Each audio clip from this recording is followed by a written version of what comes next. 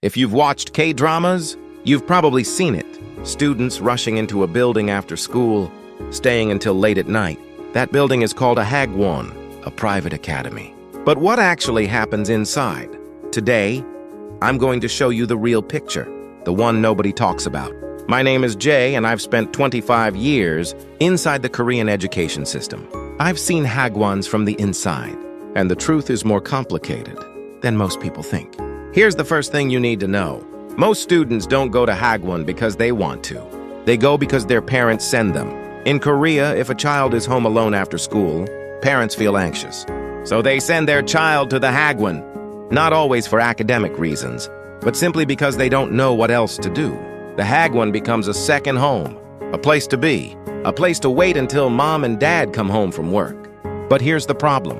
Most Hagwons are designed for top students. The curriculum, the pace, the expectations, everything is built around students who are already doing well. So what happens to students who are struggling? They sit in the classroom. They fall further behind. They pretend to follow along, and slowly they lose confidence. A teacher cannot give individual attention to every student in the room. It's simply not possible. So the students who need the most help often get the least. The result? Parents spend enormous amounts of money. Students spend enormous amounts of time. And yet for many students, the outcome is far less than what was hoped for. This is what I call the Hagwon trap.